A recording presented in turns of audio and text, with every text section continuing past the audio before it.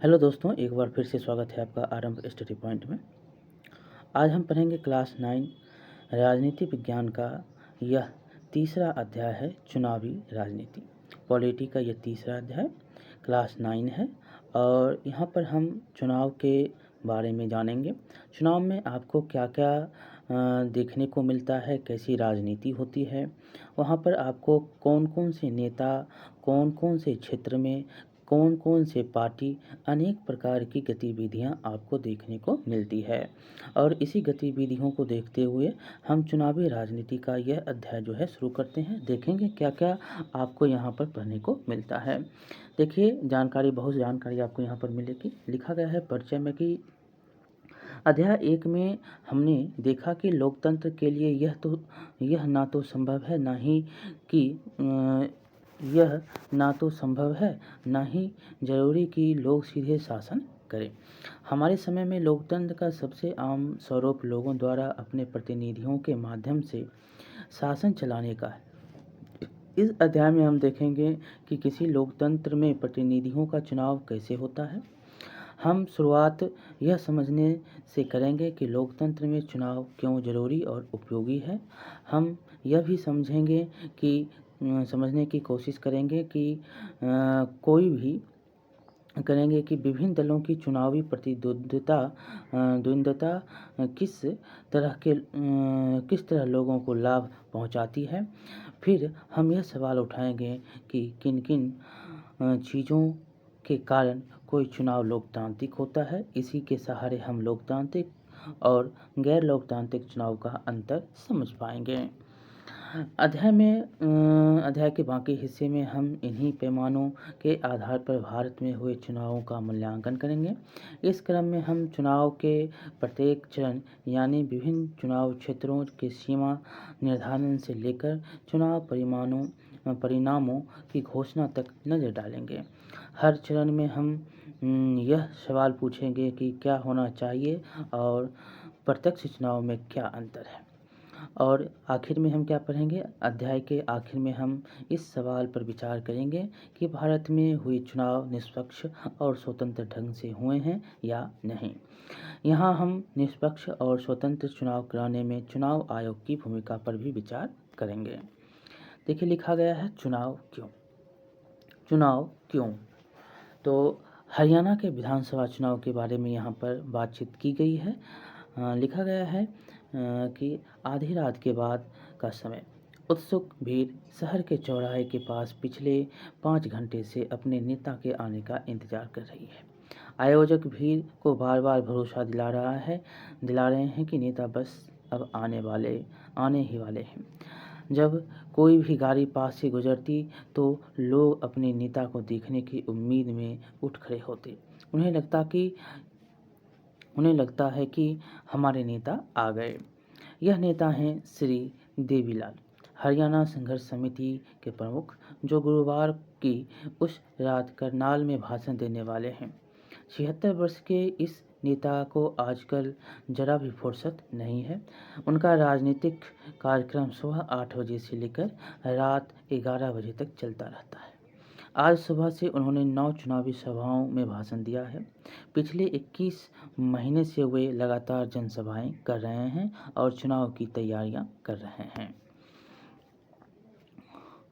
यह हरियाणा में 1987 में हुए विधानसभा चुनाव से जुड़ी एक अखबार की खबर है और राज्य में 1982 से कांग्रेस पार्टी की अगुवाई में सरकार थी। कब से? तो 1982 से कांग्रेस की हरियाणा में सरकार थी। तब विपक्ष के एक नेता चौधरी देवीलाल ने न्याय युद्ध नामक आंदोलन का नेतृत्व किया और लोक दल नामक अपनी नई पार्टी का गठन किया। कौन थे? तो ये देवीलाल थे। न्याय युद्ध नामक आंदोलन का इन्होंने नेतृत्व किया और लोक दल नामक अपनी नई पार्टी का गठन किया। उनकी पार्टी ने चुनाव में कांग्रेस के खिलाफ अन्य विपक्षी दलों को मिलाकर एक मोर्चा बनाया। अपने चुनाव प्रचार में देवीलाल ने कहा कि अगर उनकी पार्टी चुनाव जीती तो वे किसानों और छोटे व्यापारियों के कर्ज माफ़ कर देंगे। उन्होंने वायदा किया कि यही उनकी सरकार का पहला काम होगा। ये देख सकते हैं कि क्या अधिकांश नेता अपने चुनावी वादा पूरा करते हैं। ये जो है सिर्फ चुनाव तक ही शोभा देता है। उसके बाद बहुत सारे वादे कहाँ फाइल में गुम हो जाते हैं, ये सब जानते हैं। लेकिन आप चुनावी वादों को देखते हुए वो अपनी आगे की रणनीति बनाते हैं। जनता को उन्हीं चुनावी वादों को लेकर अपने और खींचने की कोशिश करते हैं और हर संभव कोशिश होता है कि हमें वोट मिले, हम जीतें। और इन्हीं के कारणों से अगर चुनावी वादे अच्छे होते हैं, चुनावी संकल्प अच्छे होते हैं, तो लोग उनकी बातों में विश्वास आकर उन्हें वोट भी देते हैं। देखिए आगे क्या है कि लोग तब की सरकार से नाखुश थे। वे देवीलाल के वायदे की तरफ आकर्षित हुए। इसीलिए जब चुनाव हुए तो उन्होंने लोकदल और उसके सहयोगी दलों के पक्ष में जमकर वोट दिए। लोकदल और उसकी सहयोगी पार्टियों को राज्य विधान सभा की 90 सीटों में से कितने 76 सीटों पर जीत मिली। लोकदल को अकेले ही 60 सीटें मिली और उसे स्पष्ट जो है बहुमत मिला। कांग्रेस के हाथ सिर्फ 5 सीटें मिली। अब आगे क्या होता है, चुनाव नतीजे की घोषणा के बाद तत्कालिक सरकार के मुख्यमंत्री ने पद छोड़ दिया। लोकदल ने नवनिर्वाचित विधायकों ने देवीलाल को अपना नेता चुना। राज्यपाल ने देवीलाल को नए मुख्यमंत्री के रूप में संभालने का निमंत्रण दिया। यहाँ पर याद रखेंगे कौन दे रहा है, तो राज्यपाल निमंत्रण जो देता है देवीलाल को मुख्यमंत्री बनने के लिए, कौन, तो राज्यपाल देते हैं। नवनिर्वाचित जो नेता के दल के नेता होंगे कौन होंगे, देवीलाल, ये मुख्यमंत्री बनेंगे। चुनावी नतीजे की घोषणा के 3 दिन के अंदर मुख्यमंत्री देवीलाल बन जाते हैं। मुख्यमंत्री के पद शपथ लेने के तत्काल बाद उनकी सरकार ने एक आदेश जारी करके छोटे किसान, खेतिहर मजदूर और छोटे व्यापारियों के बकाया ऋण को माफ़ कर दिया। यहाँ पर देखिए जो वादे किए गए थे, जिन वादों से उन्होंने ये वोट पाया और मुख्यमंत्री बने, उन्हीं वादे को उन्होंने पूरा किया। उनकी पार्टी ने राज्य में 4 वर्षों तक शासन किया। अगले चुनाव 1991 में हुए। इस बार उनकी पार्टी को लोगों का समर्थन नहीं मिला। कांग्रेस पार्टी ने चुनाव जीता और सरकार बनाई। यहाँ पर देखिए खुद करने के लिए कहता है, खुद सीखने। क्या आपको मालूम है आपके राज्य में विधानसभा के पिछले चुनाव कब हुए? और जब भी चुनाव होते, जैसे अभी कर्नाटक में चुनाव हो रहे हैं, तो उसी प्रकार आपके जहाँ जिस जिस राज्य में आप रह रहे हैं उस राज्य में कब चुनाव विधानसभा के हो रहे हैं, वही आपसे पूछा जा रहा है। आपके इलाके में पिछले 5 वर्षों में कौन कौन से चुनाव हुए? इन चुनावों के स्तर पर जैसे राष्ट्रीय विधानसभा और पंचायत वगैरह, उनके होने का समय और उनमें जो है आपके क्षेत्र में चुने गए व्यक्ति के पद जैसे सांसद, विधायक, पार्षद आदि को भी दर्ज करने के लिए कहता है। जो चुनाव होता है मुखिया का होता है, पार्षद का होता है, सरपंच का होता है, ये पंचायत के क्षेत्र में आता है। और विधानसभा में आप जानते हैं कि विधानसभा के लिए विधायक दल का विधायक चुना जाता है, लोकसभा में सांसद चुने जाते हैं। तो इस प्रकार से इनका चुनाव होता है। अब देखिए यहाँ पर दिया गया है कि वार्तालाप है कि कहाँ पहुँचे क्या समझे। जगदीप और नवनीत ने इस कथा को पढ़ा और निम्नलिखित निष्कर्ष निकाले। क्या आप बता सकते हैं कि इनमें कौन से निष्कर्ष सही हैं और कौन से गलत? या फिर इस कथा में दी गई सूचनाओं के आधार पर सही गलत का फैसला नहीं हो सकता। देखिए क्या है, चुनाव से सरकारी नीतियों में बदलाव हो सकता है, एकदम सही बात है। चुनाव से सरकारी नीति जो है उसमें आप बदल सकते हैं। चुनाव से अगर जीतते हैं तो सरकार की नीतियों को आप बदल सकते हैं। और राज्यपाल ने देवीलाल के भाषणों से प्रभावित होकर उन्हें मुख्यमंत्री बनने का न्योता दिया। ये क्या है, गलत है, क्योंकि ये प्रतिपक्ष के नेता पक्ष के नेता चुने गए थे, इसीलिए उनको मुख्यमंत्री बनने का मौका दिया गया। लोग हर शासक दल से नाराज थे और हर शासक नहीं बल्कि एक था चुनाव कांग्रेस और क्या था, न्याय पार्टी जो भी थे देवीलाल के, उनके। और यहाँ पर लोग जो क्वेश्चन पूछ रहे रहते थे और हर अगले चुनाव में उसके खिलाफ वोट देते थे, ये गलत है। चुनाव जीतने वाली पार्टी सरकार बनाती है, ये सही बात है। जो चुनाव जीतता है, जो पार्टी चुनाव जीतती है, जिसकी मोहब्बत ज़्यादा होती है, जैसे 90 में 76 आया तो उसमें जो है सरकार बनाएगी। इस चुनाव से हरियाणा के आर्थिक विकास में काफ़ी मदद मिली। तो आप जो है इस चुनाव से नहीं, हर चुनाव को देखेंगे, ये गलत है। कोई भी चुनाव से आर्थिक और जो हरियाणा में हमें मदद जो मिल रही है ये उसके चुनाव पे नहीं, वो क्रियाकलाप पे काम करता है। अपनी पार्टी के चुनाव हारने के बाद कांग्रेसी मुख्यमंत्री ने इस्तीफा देने की ज़रूरत नहीं है, नहीं इसको इस्तीफा देना पड़ता है, राज्यपाल के पास जाकर वो अपनी इस्तीफा सौंपता है। अगला है चुनावों की ज़रूरत क्यों। चुनावों की ज़रूरत क्यों है। किसी भी लोकतंत्र में नियमित अंतराल पर चुनाव होते हैं। दुनिया के 100 से अधिक देश ऐसे हैं जहां जनप्रतिनिधियों को चुनने के लिए चुनाव होते हैं।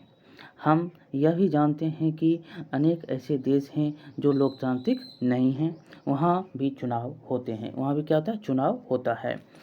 पर हमें चुनाव की ज़रूरत क्यों है। आइए बिना चुनाव वाले लोकतंत्र की कल्पना करें। अगर सारे लोग रोज़ साथ बैठें और सारे फैसले मिलजुल कर लें, तब बिना चुनाव के लोगों का शासन संभव है। लेकिन जैसा हमने पहले अध्याय में पढ़ा भी है कि किसी के पास हर मामले पर फैसला लेने का समय और ज्ञान हो। इसीलिए अधिकांश लोकतांत्रिक शासन व्यवस्थाओं में लोग अपने प्रतिनिधियों के माध्यम से शासन करते हैं। क्या चुनाव के बिना भी लोकतांत्रिक ढंग से प्रतिनिधियों का चुनाव किया जा सकता है। तो आइए एक ऐसी जगह के बारे में कल्पना करें जहां प्रतिनिधियों का चुनाव उम्र और अनुभव के आधार पर किया जाता है, या ऐसी जगह की कल्पना करें जहां प्रतिनिधियों का चुनाव शिक्षा या ज्ञान के आधार पर होता है। किसे ज़्यादा अनुभव या ज्ञान है, यह तय करने में थोड़ी परेशानी आ सकती है, पर यह मान लें कि लोग मिलजुल कर इन परेशानियों को दूर कर लेंगे। स्पष्ट है कि फिर ऐसी जगह पर चुनाव की ज़रूरत नहीं रह जाएगी। लेकिन क्या फिर हम इस व्यवस्था को लोकतंत्र कह सकते हैं। हम यह कैसे पता करेंगे कि लोगों को उनका प्रतिनिधि पसंद है या नहीं। हम यह व्यवस्था कैसे करेंगे कि प्रतिनिधि लोगों की इच्छा के अनुरूप ही शासन करे। हम इस चीज़ की व्यवस्था कैसे करें कि जो प्रतिनिधि लोगों को पसंद ना हो वह अपने पद पर ना बने रहें। इसके लिए ऐसी व्यवस्था करने की ज़रूरत है जिससे लोग नियमित अंतराल पर अपने प्रतिनिधियों को चुन सके और अगर हो सके तो उन्हें बदल भी दे। इस व्यवस्था का नाम चुनाव है। यहाँ पर क्या, अपने प्रतिनिधियों जो जिस प्रकार से वह शासन कर रहे हैं, अगर उनको नहीं लग रहा है कि ये अच्छे से कर रहे हैं तो उसको बदलने के लिए एक व्यवस्था की ज़रूरत है। और यह जो है लोगों की पसंद और नापसंद पर है, और लोग इसी के माध्यम से उनका चुनाव करते हैं कि अगर काम अच्छा है तो चुने जाएंगे, नहीं है तो वो बदले जाएंगे। लोगों के माध्यम से चुनाव जो है, ये व्यवस्था चुनाव के माध्यम से होती है। इसीलिए हमारे समय में प्रतिनिधित्व वाले लोकतंत्र में चुनाव की ज़रूरत माना जाता है। देखिए क्या है, चुनाव में मतदाता कई तरह से चुनाव करते हैं। क्या क्या है, तो वे अपने लिए कानून बनाने वाले का चुनाव कर सकते हैं, वे सरकार बनाने और फैसला करने वाले का चुनाव कर सकते हैं, वे सरकार और उसके द्वारा बनने वाले कानूनों का दिशा निर्देश करने वाली पार्टी का चुनाव कर सकते हैं। यहाँ पर देखिए हमने देखा कि लोकतंत्र के लिए चुनाव क्यों जरूरी है, पर गैर लोकतांत्रिक देशों के शासकों को भी चुनाव कराने की ज़रूरत क्यों पड़ती है, क्वेश्चन पूछा गया है। लेकिन यहाँ पर देखिए चुनाव को लोकतांत्रिक बनाने के आधार क्या हैं। चुनाव को हम लोकतांत्रिक कैसे बनाएंगे, इसका आधार क्या होता है। तो चुनाव कई तरह के हो सकते हैं। लोकतांत्रिक देशों में तो चुनाव होते हैं, यहाँ तक कि अधिकांश गैर लोकतांत्रिक देशों में भी किसी न किसी तरह से चुनाव होते हैं। चुनाव लोकतांत्रिक हुए हैं, इसे जांचने के लिए हमारे क्या पैमाने हैं। तो हमने अध्याय 1 में इस सवाल पर हल्की चर्चा की थी कि हमने वहाँ अनेक देशों के चुनाव के उदाहरण दिए जिन्हें हम लोकतांत्रिक चुनाव नहीं मान सकते। आइए हम सीखें, सबक को याद करें और लोकतांत्रिक चुनाव के लिए ज़रूरत न्यूनतम शर्तों के बारे में साथ अपनी बात की शुरुआत करेंगे। पहला क्या है, तो पहला, हर किसी को चुनाव करने की सुविधा हो, यानी हर किसी को मताधिकार हो और हर किसी के मत एक समान उसका मोल हो। दूसरा, चुनाव में विकल्प उपलब्ध हो, पार्टियों और उम्मीदवारों को चुनाव में उतरने की आज़ादी हो और वे मतदाताओं के लिए विकल्प पेश करें। तीसरा, चुनाव चुनाव का अवसर नियमित अंतराल पर मिलता रहे। नए चुनाव कुछ वर्षों में ज़रूर कराए जाने चाहिए। चौथा, लोग जिसे चाहे वास्तव में चुनाव उसी का होना चाहिए। पाँचवां, लोकतंत्र में जो क्या होगा तो चुनाव स्वतंत्र और निष्पक्ष ढंग से कराए जाने चाहिए, जिससे लोग सचमुच अपनी इच्छा से व्यक्ति का चुनाव कर सके। ये बहुत जो शर्तें हैं, ये शर्तें बहुत आसान और सरल लग सकती है, लेकिन अनेक ऐसे देश हैं जहाँ के चुनावों में इन शर्तों को भी पूरा नहीं किया जाता।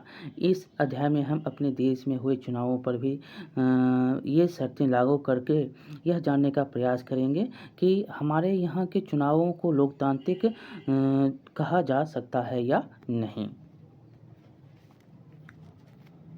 देखिए, क्या लोकतांत्रिक के बाद है कि क्या राजनीतिक प्रतिद्वंद्विता अच्छी चीज़ है।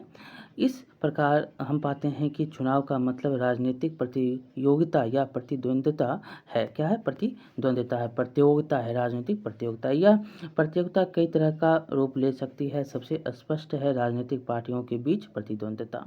ये क्या है? प्रतियोगिता है। इसको प्रतिद्वंद्विता भी कहते हैं।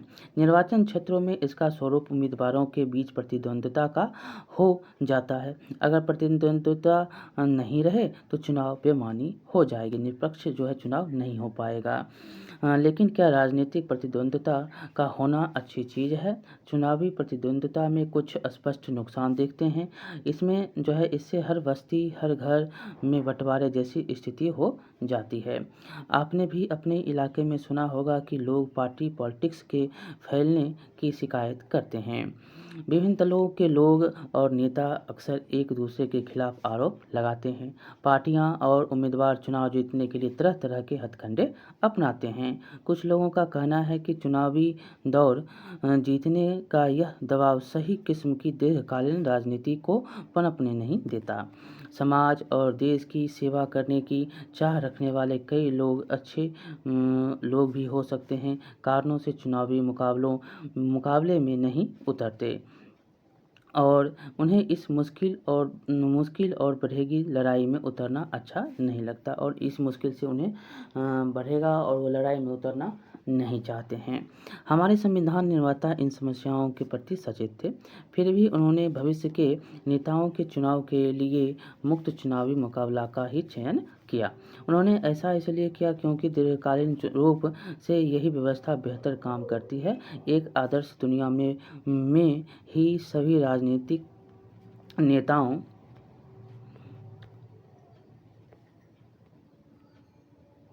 को मालूम होता है कि लोगों का हित किन चीज़ों में है तथा ये सभी जो लोग हैं, नेता लोगों की सेवा की प्रेरणा से ही राजनीति में आते हैं।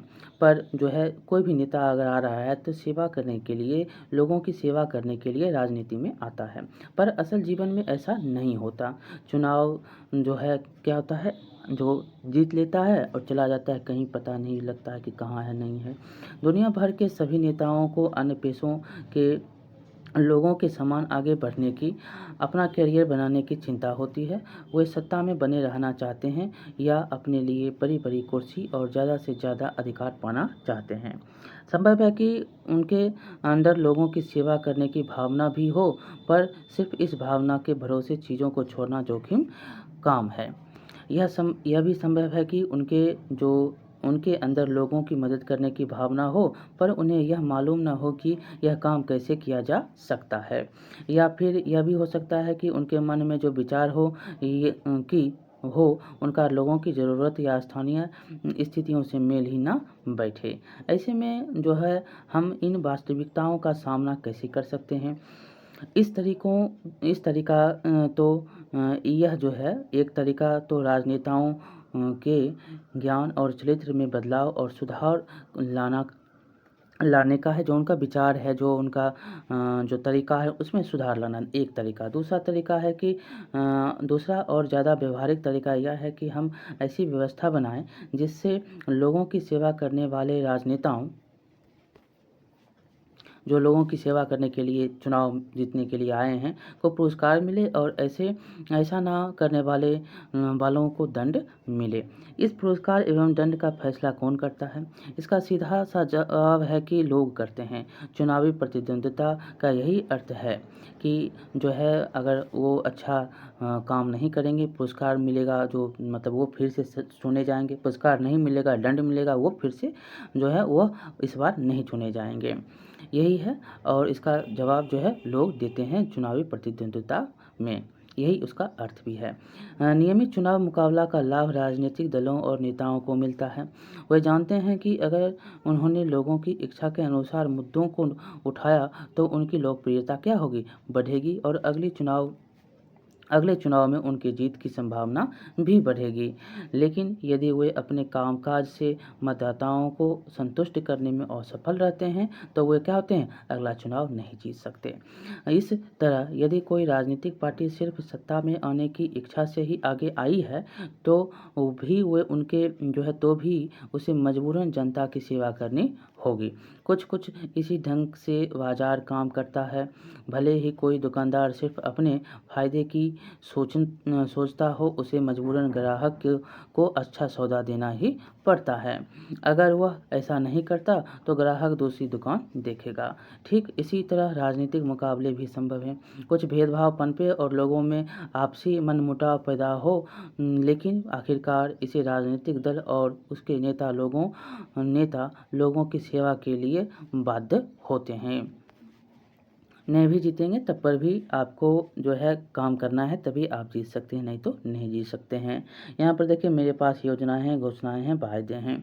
मेरे पास वोट है। यह क्या करा है, मेरे पास वोट है। वोट दो। ये नेता है और ये क्या है, ये क्या है, जनता है। यहाँ पर देख सकते हैं एक कार्टून और है कि यहाँ दोनों कार्टून ध्यान देखेंगे, ये और प्रत्येक कार्टून में कई संदेश देता है। इसे अपने शब्दों में लिखें, अपनी कक्षा में चर्चा करें। और कौन सा कार्टून अपने इलाके की असलियत के करीब है, मतदाता और उम्मीदवार के संबंधों में चुनाव के असर बताने वाला कार्टून खुद बनाने के लिए कहता है। ये नेता है, चल दिए, ये वोटर है। अब है चुनाव की हमारी प्रणाली क्या है। अब हम चुनाव कैसे करवाते हैं, चुनाव की हमारी प्रणाली जो है क्या होती है और कैसे हम चुनाव को करवाते हैं, ये हम अब पढ़ेंगे। देखिए, लिखा गया है कि क्या हमारे देश में होने वाले चुनाव लोकतांत्रिक हैं। इस सवाल का जवाब देने के लिए आइए देखें कि भारत में चुनाव किस तरह होते हैं। हमारे यहाँ लोकसभा विधानसभा के चुनाव हर 5 साल में होता है। बहुत बार पूछा जाता है, लोकसभा का चुनाव कितने साल में, 5 साल का। विधानसभा का चुनाव कितने, 5 साल पे। ये पूछा जाता है, क्वेश्चन बार बार पूछे जाते हैं। 5 साल के बाद सभी चुने हुए प्रतिनिधियों का कार्यकाल क्या होता है, समाप्त हो जाता है। लोकसभा और विधानसभाएं भंग हो जाती है। फिर सभी चुनाव क्षेत्रों में एक ही दिन या एक छोटे अंतराल में अलग अलग दिन चुनाव होते हैं। इसे आम चुनाव कहते हैं। जो एक छोटे अंतराल में या एक ही दिन चुनाव होता है, इसको क्या बोलते हैं, आम चुनाव कहते हैं। कई बार सिर्फ एक क्षेत्र में चुनाव होता है, जैसे अभी कर्नाटक में चुनाव हो रहे हैं। ये देख सकते हैं कुछ क्षेत्र दिखाए गए हैं, गुलमर्ग संसदीय क्षेत्र और कर्नाटक का गुलबर्गा कलाबुर्गी जिला। ये देख सकते हैं, ये और यह जो है क्षेत्र संसदीय क्षेत्र है। गुलबर्गा 44 है, टोटल 44 गुलबर्गा दक्षिणी का भाग है और यह पूरे उत्तर का भाग है, 2 भाग है। चित्रापुरा है, सेडम है, और यह एससी का जो है सीट है, गुलबर्गा ग्रामीण एससी का सीट है। अब है जो किसी सदस्य की मृत्यु या इस्तीफे से खाली हुआ होता है उसे उपचुनाव कहते हैं। और जो यहाँ पर दिया गया है कि जो अगर कोई किसी की मृत्यु हो जाती है, कोई इस्तीफा दे देता है तो फिर से चुनाव होता है, उसको हम उपचुनाव कहते हैं। इसी तह में जो है हम आम चुनाव पर भी ध्यान केंद्रित करेंगे। देखिए, पहला चुनाव क्षेत्र क्या होता है, पहला है चुनाव क्षेत्र। देखिए, आपने पढ़ा है कि हरियाणा के लोगों ने 90 विधायकों का चुनाव किया और संभव है कि आपने सोचा होगा कि उन्होंने ऐसा कैसे किया होगा? क्या हरियाणा का हर व्यक्ति सभी 90 विधायक के लिए वोट देता है? शायद आपको भी मालूम है कि ऐसा नहीं है। क्या होता है, सब अलग-अलग देते हैं। ये क्षेत्र दिखाया गया है और इस क्षेत्र में अंतर आपसे पूछ रहा है क्या है? लोकसभा और विधानसभा का क्षेत्र है। ये देख सकते हैं, ये क्या है? लोकसभा का, और ये क्या है? विधानसभा का क्षेत्र है। विधानसभा के क्षेत्र में इतना आता है, लोकसभा के क्षेत्र में भी इतना में समेट दिया गया है। बड़ा क्षेत्र लोकसभा में आते हैं। यहाँ पर होगा कि ऐसा नहीं होता है। यहाँ पर दिया गया है कि शायद आपको भी मालूम होगा कि ऐसा नहीं होता है। अपने देश में अपने देश में हम क्षेत्र विशेष पर आधारित प्रतिनिधित्व की प्रणाली से काम करते हैं। किसके? क्षेत्र विशेष पर आधारित जो प्रतिनिधित्व है उस पर हम काम करते हैं। चुनाव के उद्देश्य से देश को अनेक क्षेत्रों में बांट लिया जाता है, उन्हें निर्वाचन क्षेत्र कहते हैं। और चुनाव के उद्देश्य से ही क्षेत्र को क्या करते हैं? अनेक क्षेत्र में बांट देते हैं। देश के क्षेत्र को अनेक क्षेत्रों में बांट देते हैं और इसको आप निर्वाचन क्षेत्र कहते हैं। एक क्षेत्र में रहने वाले मतदाता अपने प्रतिनिधित्व का चुनाव करते हैं। लोकसभा चुनाव के लिए देश में 543 निर्वाचन क्षेत्रों में बांटा गया। बहुत ही इंपॉर्टेंट है, बहुत ही बार क्वेश्चन ये पूछा जाता है। लोकसभा चुनाव में कुल कितने सीट हैं निर्वाचन क्षेत्र में? तो 543। हर क्षेत्र से चुने गए प्रतिनिधियों को संसद सदस्य कहते हैं और हर जो क्षेत्र जो चुना गया प्रतिनिधि होगा उसको क्या बोलते हैं? संसद सदस्य। लोकतांत्रिक चुनाव की एक विशेषता है, हर वोट क्या है? का मूल्य बराबर होता है। मूल्य क्या है? बराबर है। इसलिए हमारे संविधान में यह व्यवस्था है कि हर चुनाव क्षेत्र में मतदाताओं की संख्या काफ़ी हद तक एक समान हो। इस प्रकार प्रत्येक राज्य को उसकी विधानसभा सीटों के हिसाब से बांटा जाता है और इसी प्रकार प्रत्येक राज्य को क्या करता है? उसके विधानसभा सीटों के आधार पर उसको बांटा जाता है। इन सीटों से निर्वाचित प्रतिनिधियों को क्या कहते हैं? विधायक कहते हैं। जो विधानसभा से चुने जाते हैं, जो प्रतिनिधि होते हैं, उसको क्या बोलते हैं? विधायक बोलते हैं। प्रत्येक संसदीय निर्वाचन क्षेत्र में विधानसभा के कई निर्वाचक क्षेत्र आते हैं और यहाँ पर क्या है? जो एक संसद है तो एक संसद में बहुत सारे जो होंगे वो निर्वाचन क्षेत्र विधायक का आएगा। विधायक का विधानसभा का क्षेत्र आता है। और पंचायतों और नगर पालिकाओं के चुनाव में भी यही तरीका अपनाया जाता है। प्रत्येक पंचायत को कई वार्डों में बांटा जाता है जो छोटे छोटे निर्वाचक क्षेत्र हैं। प्रत्येक वार्ड से पंचायत या नगर पालिका के लिए क्या होते हैं? एक सदस्य का चुनाव होता है और कई बार निर्वाचन क्षेत्रों को सीट भी कहा जाता है। और निर्वाचक क्षेत्र के जो क्षेत्र होते हैं उसको क्या बोलते हैं? उसको आप सीट भी बोलते हैं। इतना सीट है, इतना सीट से यहाँ पर हारा गया, इतना सीट यहाँ पर जीता गया, ये सीट जो है होता है। क्योंकि हर क्षेत्र संसद या विधानसभा की एक सीट का प्रतिनिधित्व करता है। एक संसद जो है, एक विधानसभा जो है, वो सिर्फ एक ही सीट का प्रतिनिधित्व करता है। इसीलिए हम कहते हैं कि लोक दल ने हरियाणा की 60 सीटें जीती। इसका मतलब है कि विधानसभा के 60 निर्वाचन क्षेत्रों से लोक दल ने 60 लोग जीतकर राज्य विधानसभा में पहुँचे। जो 60 क्षेत्र है उससे वो 60 क्षेत्र हो गया, इसको सीट भी बोलते हैं। और ये जो है 60 सीट जीता है तो इसको क्या बोलते हैं? 60 जो है लोग जो हैं यहाँ पर जीतकर उस दल से आए हैं। अब है आरक्षित निर्वाचन क्षेत्र। जो एससी होता है जो उसको कहते हैं आरक्षित। जो होता है SC ST का क्षेत्र होता है, जो अति पिछड़ा हैं, जो पिछड़ा जाति के लोग हैं उसके लिए।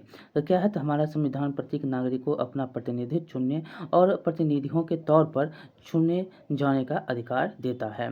लेकिन हमारे संविधान निर्माताओं को चिंता थी कि संभव है कि खुले चुनावी मुकाबले में कुछ कमज़ोर समूहों को लोग लोकसभा और विधानसभाओं में पहुंच नहीं पाए। संभव है कि चुनाव लड़ने मतलब कि जी ये बोल रहा है कि अगर वो कमज़ोर समूह के लोग हैं तो वो लोकसभा और विधानसभा तक वो नहीं पहुंच सके और अपनी जो बात है वो नहीं कर सके, तो उसके लिए कुछ प्रावधान किए गए हैं। संभव है कि चुनाव लड़ने और जीतने लायक जरूरी संसाधन, शिक्षा और उनके जो है और संपर्क उनके पास नहीं। संसाधनों वाले प्रभावशाली लोग उनको चुनाव जीतने से रोक भी सकते हैं जिनके पास ज़्यादा संसाधन है। अगर ऐसा है तो संसद और विधानसभाओं में हमारी आबादी के एक बड़े हिस्से की आवाज़ ही नहीं पहुंच पाएगी। इससे हमारे लोकतांत्रिक प्रतिनिधियों का चरित्र क्या होगा, कमज़ोर होगा, और यह व्यवस्था कम लोकतांत्रिक होगी। जो कमज़ोर वर्ग के लोग हैं वो नहीं पहुंच रहे हैं, वो अपनी बात नहीं कर रहे हैं, तो इससे क्या होगा, लोकतांत्रिक व्यवस्था जो है वो कमज़ोर होंगी। इसीलिए हमारे संविधान निर्माताओं ने कमज़ोर वर्गों के लिए आरक्षित निर्वाचन क्षेत्र की विशेष व्यवस्था सोची। इसी कारण कुछ चुनाव क्षेत्र अनुसूचित जातियों के लोगों के लिए आरक्षित है, तो कुछ क्षेत्र अनुसूचित जनजाति के लोगों के लिए आरक्षित ST। अनुसूचित जाति के लिए आरक्षित सीट पर केवल अनुसूचित जाति का ही व्यक्ति चुनाव लड़ सकता है, और इसी तरह सिर्फ अनुसूचित जनजाति के ही व्यक्ति जो हैं अनुसूचित जनजाति के क्षेत्र जो होंगे के लिए आरक्षित है, उसमें जो है वो चुनाव लड़ सकता है, चुनाव क्षेत्र में चुनाव लड़ सकते हैं। सभी लोक सभा सीट जो है अभी लोकसभा की 84 सीटें अनुसूचित जातियों के लिए आरक्षित है। बहुत बार पूछा जाता क्वेश्चन है, अनुसूचित जाति के लिए 84 सीट हैं और 47 सीट जो है अनुसूचित जनजाति के लिए आरक्षित है। बहुत बार ये क्वेश्चन पूछे गए हैं, लोकसभा में अनुसूचित जाति के लिए कितना सीट है और लोकसभा में अनुसूचित जनजाति के लिए कितना टोटल सीट है। तो याद रखेंगे, अनुसूचित जाति के लिए 84 सीट है लोकसभा में और अनुसूचित जनजाति के लिए 47 सीट आरक्षित है। और यह आंकड़ा जो है 26 जनवरी 2019 को दर्शाता है स्थिति के अनुसार। ये सीटें पूरी आबादी में इन समूहों के हिस्से के अनुपात में है। इस प्रकार अनुसूचित जातियों और जनजातियों के लिए आरक्षित सीटें किसी अन्य समूह के उचित हिस्से में से कुछ नहीं लेती। आगे है कि कमज़ोर, यहाँ पर कुछ क्वेश्चन भी है कि पंचायतों की तरह क्या हम संसद और विधानसभाओं की 1/3 सीटें महिलाओं के लिए आरक्षित नहीं कर सकते? तो ये हो सकता है। ये जो है हर क्षेत्रों में जो है जो राज्य सरकार होती हैं वो पंचायतों में 33% आरक्षण जो है देती है महिलाओं को, और यही जो है हम सांसद और विधानसभा में कर सकते हैं। इससे जो है आगे महिलाओं की विकास और जो है समाज के विकास में बहुत ही अग्रणी भूमिका निभाता है। यहाँ पर देखिए लिखा गया है कि कमज़ोर समूहों के लिए आरक्षण की यह व्यवस्था बाद में जिला और स्थानीय स्तर पर भी लागू की गई। अनेक राज्यों में अब ग्रामीण जो पंचायत और शहरी जो नगर पालिका या नगर में चुनाव होता है, स्थानीय निकायों में अन्य पिछड़े वर्गों के लिए भी आरक्षण लागू हो गया। पर हर राज्य में आरक्षित सीटों का अनुपात अलग अलग है, जो कहीं 30% है, कहीं 35 है, कहीं 50 है, इस प्रकार से अनुपात है उसका। इस प्रकार ग्रामीण और शहरी स्थानीय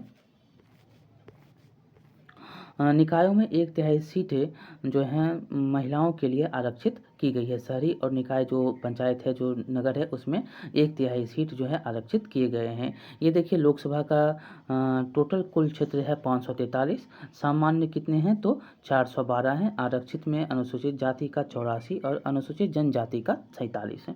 बार बार ये क्वेश्चन पूछा जाता है। सामान्य में 412 सीट हैं, टोटल 543 सीट है। और यह जो है यहाँ पर इस प्रकार से आप समझेंगे कहाँ कितना सीट है, बार बार यहाँ से क्वेश्चन पूछा जाता है। देखिए आपको हम बताते जा रहे हैं कि आंध्र प्रदेश में टोटल निर्वाचित क्षेत्र 25 है, संसद का है ये।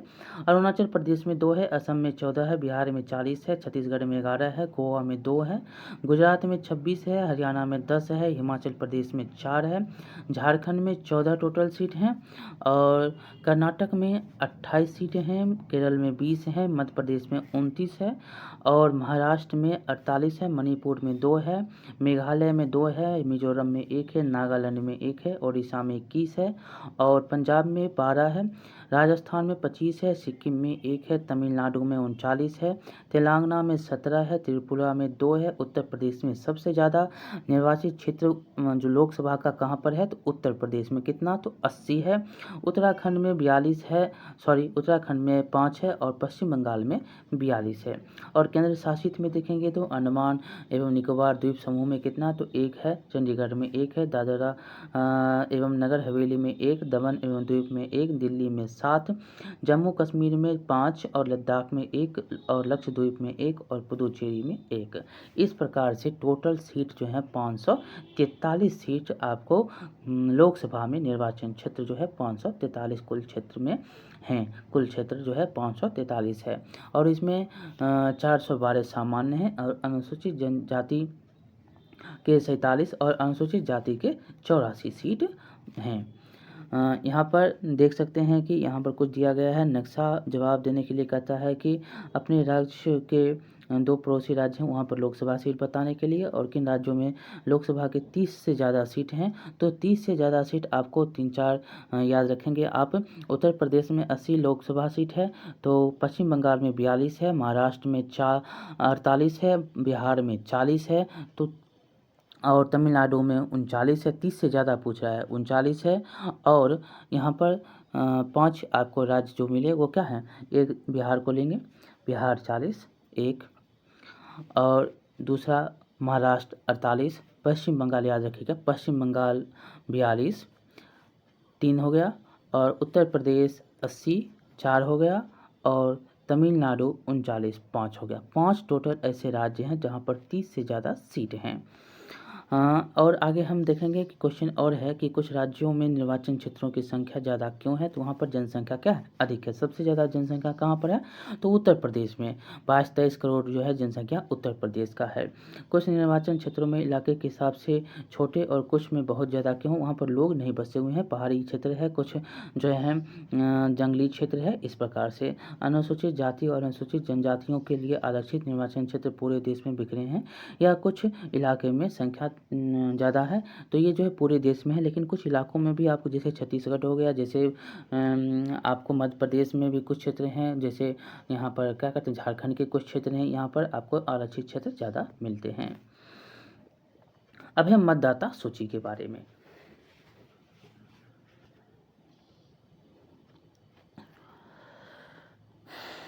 देखिए, एक बार जब निर्वाचन क्षेत्र का फैसला हो जाता है तब यह तय किया जाता है कि कौन वोट दे सकता है और कौन नहीं दे सकता है वोट। इस फैसले को अंतिम दिन तक के लिए किसी के भरोसे नहीं छोड़ा जा सकता। लोकतांत्रिक चुनाव में मतदान की योग्यता रखने वालों की सूची चुनाव से काफ़ी पहले तैयार कर ली जाती है और हर किसी को दे दी जाती है कि आप इसमें चुनाव में भाग ले सकते हैं या नहीं ले सकते हैं। इसी सूची को आधिकारिक रूप से मतदाता सूची कहते हैं। आम बोलचाल की भाषा में इसको क्या बोलते हैं, वोटर लिस्ट कहते हैं। एक महत्वपूर्ण कदम, ये जो है एक महत्वपूर्ण कदम है क्योंकि इसका सीधा संबंध लोकतांत्रिक चुनाव की पहली शर्त अथवा प्रतिनिधि चुनने के लिए हर किसी को समान अवसर मिलने से है। पहले हमने सार्वभौम वयस्क मताधिकार के बारे में भी पढ़ा है कि सभी को समान जो है हक है मत देने का। और व्यवहार में इसका मतलब क्या है, तो व्यवहार में इसका मतलब है कि हर किसी को मत देने का अधिकार होना चाहिए और जो है एक मत का क्या होगा, मोल समान होना चाहिए। जब तक ठोस कारण ना हो तो ना हो किसी को मताधिकार से वंचित नहीं किया जाना चाहिए। अगर जो है अलग अलग नागरिक अनेक मामलों में एक दूसरे से भिन्न होते हैं, कोई अमीर है तो कोई गरीब है, कोई बड़ा पढ़ा लिखा है तो कोई एकदम पढ़ा लिखा नहीं है और शिक्षित है, कोई बहुत दयालु है तो कोई नहीं है, पर हर कोई इंसान तो है और अपनी ज़रूरतों और विचारों के अनुरूप समाज में योगदान करता है। इसीलिए सभी को प्रभावित करने वालों निर्णयों में सबकी भागीदारी होनी चाहिए। अब देखिए क्वेश्चन यहाँ से पूछा जाता है, हमारे देश में 18 वर्ष और उससे ऊपर की उम्र की सभी नागरिकों को चुनाव में वोट डालने का अधिकार है। चुनाव में वोट डाल सकते हैं 18 वर्ष और 18 वर्ष से ऊपर के सभी नागरिक की जाति जो है, धर्म, लिंग, चाहे जाति हो, धर्म हो, लिंग हो, चाहे जो हो, उसे मत देने का अधिकार है। अपराधियों और दिमागी असंतुलन वाले कुछ लोगों को वोट देने के अधिकार से वंचित किया जा सकता है। ये याद रखेंगे, अपराधी हो, दिमागी असंतुलन हो, उसको वोट देने से वंचित रख सकते हैं, लेकिन ऐसा सिर्फ बेहद खास स्थितियों में ही होता है। सभी सक्षम मतदाताओं का नाम मतदाता सूची में हो, यह व्यवस्था करना सरकार की जिम्मेदारी है। क्योंकि हर अगले चुनाव में नए लोग मतदाता बनने की उम्र तक आ जाते हैं, इसीलिए हर चुनाव से पूर्व मतदाता सूची को सुधारा जाता है। जो लोग इस इलाके से बाहर चले जाते हैं या जिनकी मौत हो जाती है, उनके जो है नाम इस सूची से काट दिए जाते हैं। हर 5 वर्ष में मतदाता सूची का पूर्ण नवीकरण किया जाता है। ऐसा मतदाता सूची को एकदम ताज़ा कर रखने के लिए किया जाता है। जो भी उम्र जैसे एक पंचवर्षीय में किसी का उम्र 13 वर्ष था, तो दूसरे पंचवर्षीय में वो 18 हो जाएगा, तो इसके लिए उसका नाम जो है अब जुड़ेगा, इसीलिए उसको ताज़ा रखा जाता है। पिछले कुछ वर्षों में चुनावों में फोटो पहचान पत्र की नई व्यवस्था लागू की गई। सरकार ने मतदाता सूची में दर्ज सभी लोगों को यह कार्ड देने की कोशिश की है। वोट देने जाते समय मतदाता को यह पहचान पत्र साथ रखना होता है, जिससे कि एक का वोट कोई दूसरा न डाल दे। पर मतदाता के लिए यह कार्ड अभी तक अनिवार्य नहीं हुआ। वोट देने के लिए मतदाता राशन कार्ड या ड्राइवरी लाइसेंस जैसे पहचान पत्र दिखा सकते हैं। ये आपने देखा कि मतदाता जो सूची कैसे बनती है और क्यों बनती है और किस लिए बनाई जाती है। और वोट देने का अधिकार कितना वर्ष है? न्यूनतम तो 18 वर्ष या 18 वर्ष से अधिक। अब देखिए उम्मीदवारों का नामांकन कैसे किया जाता है।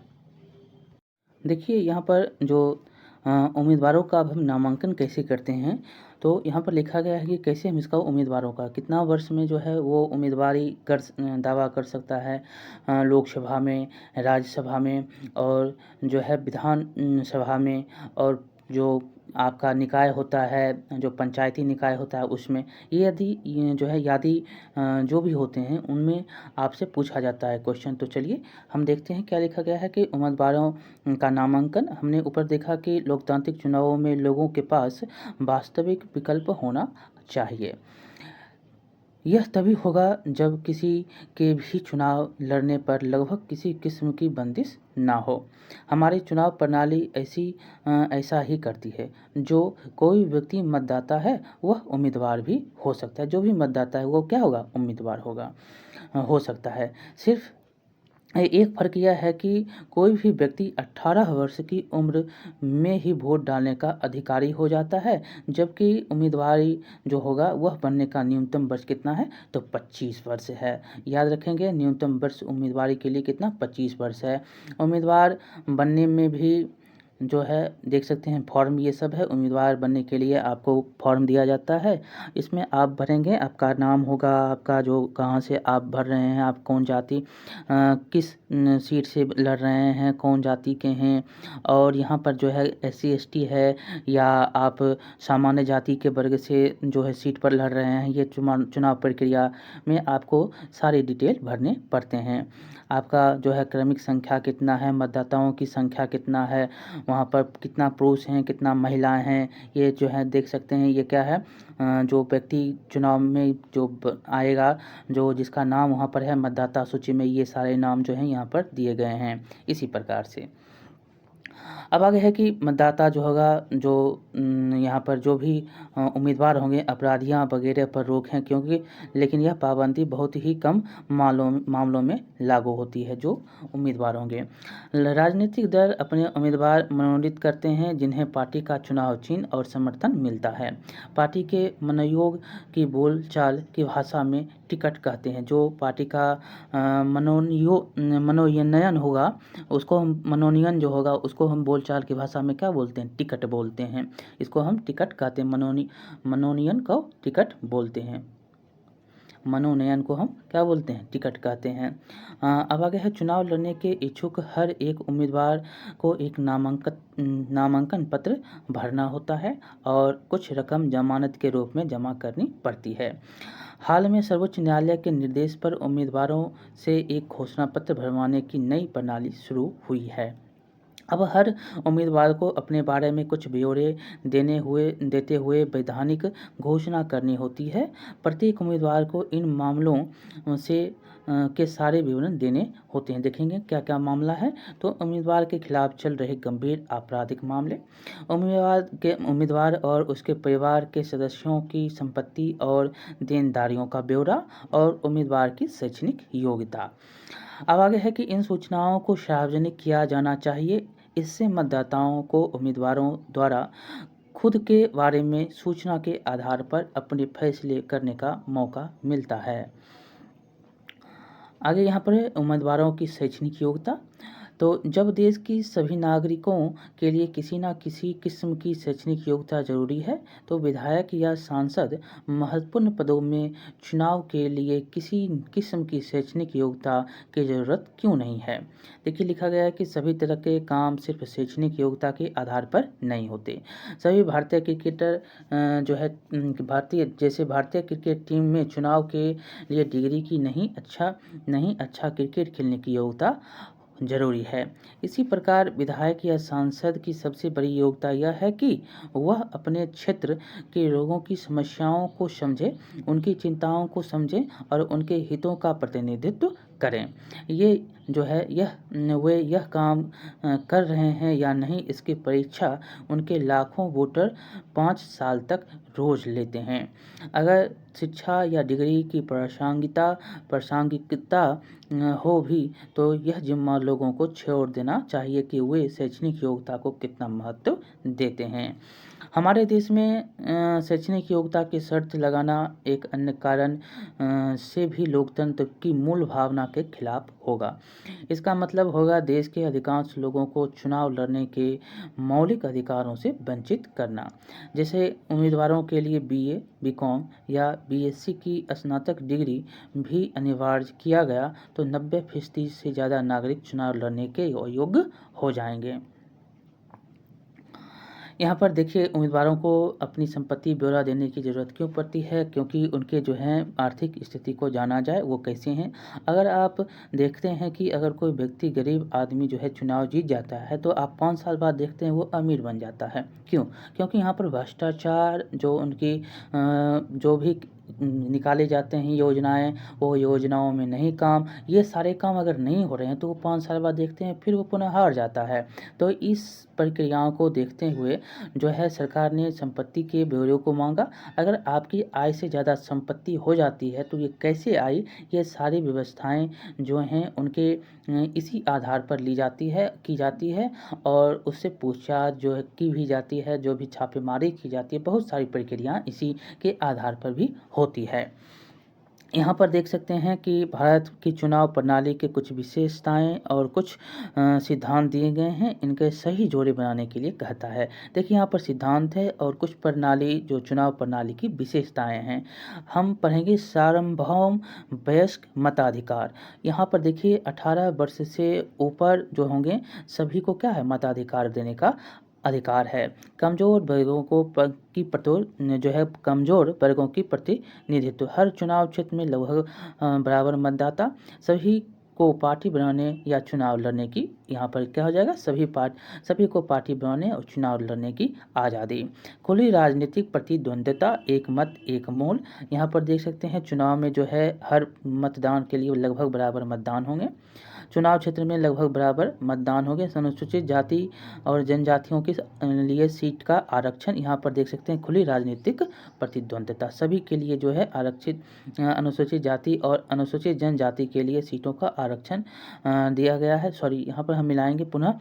यहाँ पर देखेंगे कमजोर वर्गों की प्रतिनिधित्व, यहाँ पर अनुसूचित जाति हो जाएगा और खुली राजनीतिक प्रतिद्वंद्विता, जो भी पार्टी होंगे वो बनाएंगे अपनी पार्टी और यहाँ पर अपना चुनाव लड़ेंगे। और हर मत एक मोल, यहाँ पर क्या होगा हर चुनाव क्षेत्र में लगभग क्या होगा बराबर मतदाता हो, हर एक जो है मत होगा और एक मत एक मोल, मतलब जो यहाँ पर क्या है हर चुनाव क्षेत्र में लगभग बराबर मतदान, तो यहाँ पर ये हो जाएगा। और सार्वभौम मताधिकार क्या है, तो यहाँ पर दिया गया है कि 18 वर्ष और उससे ऊपर सभी व्यक्ति को मताधिकार देने का अधिकार है। यहाँ पर ये हो जाएगा और यहाँ पर ये तीनों को हम मिला दिए।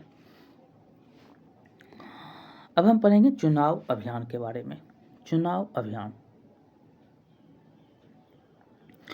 तो देखेंगे कि चुनाव अभियान में क्या है। तो चुनाव अभियान में आपको कैसे अभियान बहुत पार्टी देखते होंगे कि अनेक प्रकार की भाषण देते हैं, अपने जो हैं योजनाएं निकालते हैं, हम ये करेंगे जीतने के बाद, हम ये करेंगे जीतने के बाद, बहुत सारे काम होते हैं। तो यही है, चुनावों का मुख्य उद्देश्य लोगों को अपनी पसंद के प्रतिनिधियों, सरकार और नीतियों का चुनाव करने का अवसर देना है। इसीलिए कौन प्रतिनिधि बेहतर है, कौन पार्टी अच्छी सरकार देगी और या अच्छी नीति कौन सी है, इस बारे में स्वतंत्र और खुली चर्चा भी बहुत ज़रूरी है। चुनाव अभियान के दौरान यही होता है। और हमारे क्षेत्र में उम्मीदवारों की अंतिम सूची की घोषणा होने और मतदान की तारीख के बीच जो है आमतौर पर 2 सप्ताह का समय चुनाव प्रचार के लिए दिया जाता है। इस अवधि में उम्मीदवार मतदाताओं से संपर्क करते हैं, राजनेता चुनावी सभाओं में भाषण देते हैं और राजनीतिक पार्टियां अपने समर्थकों को सक्रिय करती है। इसी अवधि में अखबार और टीवी चैनलों पर चुनाव से जुड़ी खबरें और बहसें भी होती हैं। पर असल में चुनाव अभियान सिर्फ 2 सप्ताह नहीं चलता। राजनीतिक दल चुनाव होने के महीनों पहले इसकी तैयारियां शुरू कर देती है। और चुनाव अभियान के दौरान राजनीतिक पार्टियां लोगों का ध्यान कुछ बड़े मुद्दों पर केंद्रित करना चाहती है। वे लोगों को इन मुद्दों पर आकर्षित करती है और अपनी पार्टी के पक्ष में वोट देने को कहती है। आइए विभिन्न चुनावों में विभिन्न दलों द्वारा उठाए गए कुछ सफल नारों का हम गौर करेंगे। उनका नारा क्या है? देखिए, इंदिरा गांधी ने क्या कहा था? इंदिरा गांधी के नेतृत्व वाली कांग्रेस ने 1971 में लोकसभा चुनावों में गरीबी हटाओ का नारा दिया। बहुत ही बार क्वेश्चन ये पूछा गया है, किसके द्वारा गरीबी हटाओ का नारा दिया गया और कब दिया गया? तो 1971 में इंदिरा गांधी के द्वारा, कांग्रेस पार्टी के द्वारा। और पार्टी के ने वायदा किया कि वह सरकार की सारी नीतियों में बदलाव करके सबसे पहले देश से गरीबी हटाएगी। उसके बाद दूसरा जो है आपका 1977 में लोकसभा चुनाव में जयप्रकाश नारायण के नेतृत्व में जनता पार्टी ने नारा दिया, लोकतंत्र बचाओ। पार्टी ने आपातकाल के दौरान हुई ज्यादतियों को समाप्त करने और नागरिक आज़ादी को बहाल करने का वायदा किया। और तीसरा जो है, वामपंथी दलों ने 1977 में हुए पश्चिम बंगाल विधानसभा चुनाव में जमीन जोतने को का नारा दिया। ये जो है वामपंथी जो है जमीन जोतने वाले को नारा दिया 1977 में पश्चिम बंगाल में। और चौथा देखेंगे, 1983 में आंध्र प्रदेश के विधानसभा चुनावों में तेलुगु देशम पार्टी ने नेता टी रामा राव ने तेलुगु स्वाभिमान का नारा दिया था। ये सारे जो है नारे दिए जा रहे हैं हर पार्टी के द्वारा। और यहाँ पर देखेंगे तो नारा दिया जा रहा है। और लोकतंत्र में राजनीतिक दलों और उम्मीदवारों को अपनी मर्जी के मुताबिक चुनाव प्रचार करने के लिए आज़ाद छोड़ देना ही सबसे अच्छा होता है। पर सभी दलों को उचित और समान अवसर मिले, इसके लिए कई बार जो है कुछ दखल देना जरूरी होता है। चुनाव के कानूनों के अनुसार कोई भी उम्मीदवार या पार्टी ये सब काम नहीं कर सकती। क्या क्या नहीं कर सकती? तो यहाँ पर देखेंगे तो मतदाता को जो है प्रलोभन देना, घूस देना या धमकी देना। दूसरा, उनसे जो है जाति या धर्म के नाम पर वोट मांगना। चुनाव अभियान में सरकारी संसाधनों का इस्तेमाल करना। और लोकसभा चुनाव में एक निर्वाचन क्षेत्र में 25 लाख या विधानसभा चुनाव में 10 लाख रुपये से ज़्यादा खर्च करना। 10 लाख रुपया आप लोकसभा जो है विधानसभा में करेंगे और लोकसभा में 25 लाख रुपये। देखिए, अगर वे इनमें से किसी भी मामले में दोषी पाए गए तो चुने गए जाने के बावजूद भी जो है उनका चुनाव रद्द घोषित जो है कर दिया जाएगा। और इन कानूनों के अलावा हमारे देश की सभी राजनीतिक पार्टियों ने चुनाव प्रचार की आदर्श आचार संहिता जो संहिता होती है को स्वीकार किया है। जो भी अगर ये सारे में अगर कोई दोषी पाया जाता है तो ये आचार संहिता का उल्लंघन होगा। और इनमें उम्मीदवारों की पार्टियों को ये सब जो है करने से मनाही होती है। तो क्या क्या आप नहीं करेंगे, आचार संहिता के जो है आप उल्लंघन कर रहे हैं तो चुनाव प्रचार के लिए किसी धर्म स्थल का उपयोग, सरकारी वाहन, विमान या अधिकारियों का चुनाव में उपयोग, चुनाव की अधिघोषणा हो जाने के बाद मंत्री किसी बड़ी योजना या शिलान्यास, बड़े नीतिगत फैसले या लोगों की सुविधाओं देने वाले फायदे नहीं कर सकते। ये सारे जो हैं चुनाव की जब आप घोषणा कर देते हैं, अगर ये सब कर रहे हैं तो ये आचार संहिता का उल्लंघन होगा। देखिए मतदान और मतगणना अब कैसे होती है मतदान और कैसे होता है मतगणना। तो चुनाव का आखिरी चरण है मतदाताओं द्वारा वोट देना। इन दिन जो है इस दिन को आमतौर पर चुनाव का दिन कहते हैं। जो जिस दिन चुनाव आप देते हैं, चुनाव वोट देते हैं, उसी को हम क्या बोलते हैं, चुनाव का दिन। मतदाता सूची में जो जिसका नाम है, नाम वाला व्यक्ति, हर व्यक्ति जो है अपने इलाके में स्थित मतदान केंद्र पर जाता है। यह अस्थायी तौर पर स्कूल या किसी सरकारी इमारत में बना होता है। जब मतदाता जो है मतदान केंद्र में जाता है तो चुनाव अधिकारी उसे पहचान कर उसकी उंगली पर एक काला निशान लगा देते हैं और उसे वोट डालने की अनुमति देते हैं। सभी उम्मीदवारों के एजेंटों को मतदान केंद्र के अंदर बैठने की इजाज़त होती है, जिससे कि वे देख सकें कि चुनाव ठीक ढंग से हो रहा है। पहले मतदाता एक मतपत्र पर अलग अलग छपे उम्मीदवारों के नाम और चुनाव चिन्ह में से अपनी पसंद के उम्मीदवारों के चुनाव चिन्ह पर मोहर लगाकर अपनी पसंद जाहिर करते थे। लेकिन अब क्या है, तो अब मतदान के लिए इलेक्ट्रॉनिक वोटिंग मशीनों का उपयोग किया जाता है। ईवीएम इसको कहते हैं। बहुत बार क्वेश्चन पूछा गया है कि ईवीएम का फुल फॉर्म बताएं, तो क्या होता है, electronic voting machine, electronic voting machine, ठीक, ईवीएम। मशीन के ऊपर क्या करते हैं, तो मशीन के ऊपर उम्मीदवारों के नाम और उनके चुनाव चिन्ह बने होते हैं और निर्दलीय उम्मीदवारों को भी चुनाव अधिकारी चुनाव चिन्ह देते हैं। और मतदाता को जिस उम्मीदवारों को वोट देना होता है उस पर क्या करते हैं, चुनाव चिन्ह के आगे अपना बटन जो है अपन बने हुए बटन को दबाकर एक बार जो है उसको दबा देते हैं। बटन को एक बार दबा भर देना होता है। मतदान हो जाने के बाद सभी वोटिंग मशीनों को सील करके कुछ जो है उसको क्या करते हैं, सील करके एक संरक्षित जगह पर पहुंचा दिया जाता है। फिर एक तय तारीख पर एक चुनाव क्षेत्र की सभी जो है मशीनों को एक साथ खोला जाता है और मतों की गिनती की जाती है और वहां सभी दलों के एजेंट रहते हैं, जिससे मतगणना का काम जो है निष्पक्ष ढंग से हो सके और किसी चुनाव क्षेत्र में सबसे ज़्यादा मत पाने वाले उम्मीदवार को विजयी घोषित किया जाता है। आम चुनाव में जो है अमूमन सभी निर्वाचन क्षेत्रों में मतगणना एक ही तारीख पर होती है। जैसे टीवी चैनल में देखते होंगे, अखबारों और रेडियो के लिए आपको ये अवसर आपको देखते होंगे कि इसमें आपको खबर आपको पूरी विस्तार से बताई जाती है। आप अच्छे ढंग से इसको समझ भी सकते हैं। कुछ घंटों की गिनती में ही सारे परिणाम जो है परिणाम मालूम हो जाते हैं और स्पष्ट हो जाते हैं कि कौन जो है अगली सरकार बनाने जा रहा है। अब देखेंगे यहाँ पर कुछ जो है बात दिए गए हैं कि क्या हमारे देश में चुनाव बहुत महंगे हैं। देखिए क्या है, कितना लागत लगता है। देखिए भारत में चुनाव करवाने पर बहुत ज़्यादा रकम खर्च होती है। जैसे 2014 लोकसभा चुनावों पर ही सरकार ने करीब 3500 करोड़ रुपए खर्च की। कितना, 3500। और हिसाब लगाएं तो मतदाता सूची में दर्ज हर नाम पर 40 रुपये के करीब खर्च हुए और पार्टियों और उम्मीदवारों ने चुनाव में सरकार से भी ज़्यादा खर्च किया। मोटे अनुमान के जो है अनुसार आप लगा सकते हैं, पार्टियों और उम्मीदवारों को कुल खर्च अगर हम जोड़ दें तो 30,000 करोड़ रुपये होगा, अर्थात प्रति मतदाता करीब 500 रुपये जो हैं खर्च हुए 2014 में। कुछ लोग कहते हैं कि चुनाव हमारी जनता पर, खासकर गरीब लोगों पर एक बोझ है और मुल्क हर 5 साल पर चुनाव कराने का जो है बोझ नहीं उठा सकता। आइए इस खर्च की तुलना कुछ अन्य खर्चों से हम करेंगे। देखिए, सन 2005 में सरकार ने फ्रांस से 6 परमाणु पनडुब्बियां खरीदने का फैसला किया। प्रत्येक पनडुब्बी का कितना कीमत है, तो 3000 करोड़ जो है प्रत्येक पनडुब्बी। 6 है 6 18,000 करोड़ जो है पनडुब्बी का लग गया।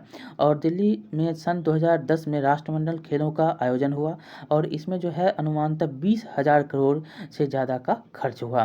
तो क्या चुनावों को महंगा माना जा सकता है? इस विषय पर जो है राय बनाएं और कक्षा में चर्चा कर सकते हैं। खेलों पर और रक्षा पर जो है आप खर्चा कर रहे हैं, चुनाव सरकार चुनने के लिए आप खर्चा कर रहे हैं, तो ये चर्चा आप कर सकते हैं कि आप राष्ट्रमंडल खेलों और रक्षा पर इतना खर्च कर रहे हैं, तो चुनाव में इतना खर्च हो रहा है, तो आप सरकार चुन रहे हैं, लोकतंत्र अपनाए हुए हैं।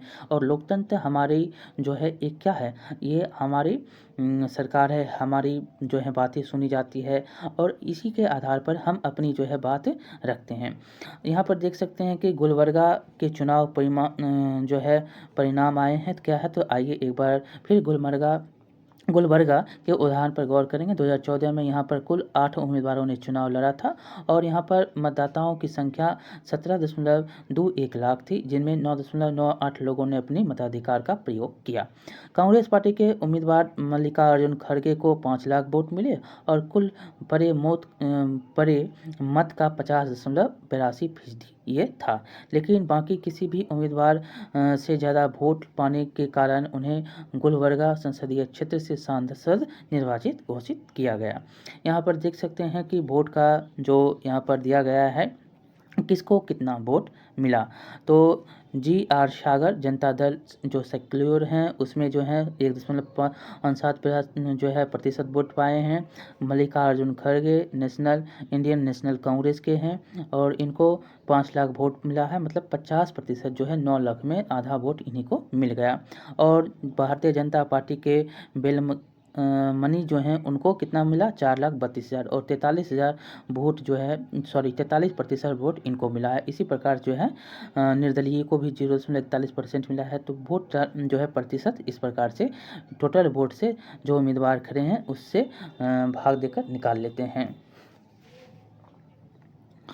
यहाँ पर देखिए कुछ दिया गया है कि इनमें से कौन सा आदर्श चुनाव संहिता का उल्लंघन है, कौन सा नहीं है। आप इसमें जो आदर्श चुनाव संहिता है उसमें आप उल्लंघन कौन से कर रहे हैं और कौन नहीं कर रहे हैं, आपको बताना है। देखिए क्या है, मतदान की तारीख से पहले मंत्री द्वारा अपने निर्वाचन क्षेत्र के लिए नई रेलगाड़ी को हरी झंडी दिखाकर रवाना करना। ये क्या है, मतदाता जो है निर्वाचन क्या है, जो चुनाव संहिता है उसका उल्लंघन है। दूसरा, एक उम्मीदवार के वायदा किया कि चुने जाने पर वह अपने निर्वाचन क्षेत्र में नई रेलगाड़ी चलाएगा। ये नहीं, ये आचार संहिता का जो है क्या है, ये घोषणा है। क्या ये घोषणा है और ये बहुत सारे वायदे किए जाते हैं।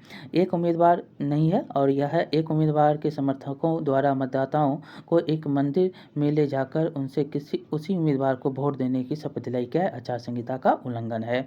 और किसी उम्मीदवार के समर्थकों द्वारा झुग्गी बस्ती में वोट के वायदे लेकर कम्बल बांटना, ये क्या है, आचार संहिता का उल्लंघन नहीं है।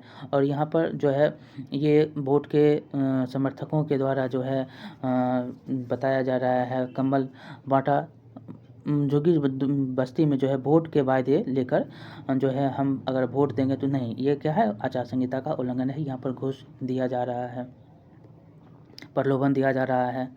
अब आगे है भारत में चुनाव जो है क्यों लोकतांत्रिक है, क्यों भारत में चुनाव जो है लोकतांत्रिक है। देखिए, हम चुनाव में गड़बड़ियां और धांधलियों के बारे में पढ़ते रहते हैं। अखबार और टीवी चैनलों की खबरों में अक्सर ऐसी गड़बड़ियां भी चर्चा रहती है और आरोप लगाए जाते हैं। अधिकांश खबरों में कुछ इस तरह के गड़बड़ियां की सूचना होती है। देखिए आगे है कि मतदाता सूची में फर्जी नाम डालने और असली नामों को गायब करने की, शासक दल द्वारा सरकारी सुविधाओं को अधिकारियों के दुरुपयोग की, अमीर उम्मीदवारों और बड़ी पार्टियों द्वारा बड़े पैमाने पर धन खर्च करने की, और अगला है कि मतदान के दिन चुनावी धांधली, मतदाताओं को डराना और फर्जी मतदान करना। ये सारे जो हैं गड़बड़ियाँ सूचना होती है। अधिकांश रूप से आप खबरों में इसको देखते हैं, चर्चा ये जो है चलती रहती है। इनमें जो है इनमें से अधिक खबरें सही होती हैं। ऐसी खबरों को पढ़ने या टीवी पर देखते हुए हमें दुख होता है, पर सौभाग्य से ये गड़बड़ियाँ इतने बड़े पैमाने पर नहीं होती। चुनाव के उद्देश्य को ही नकार दें। और इस परिप्रेक्ष्य में अगर एक-एक करके सवाल उठाएं तो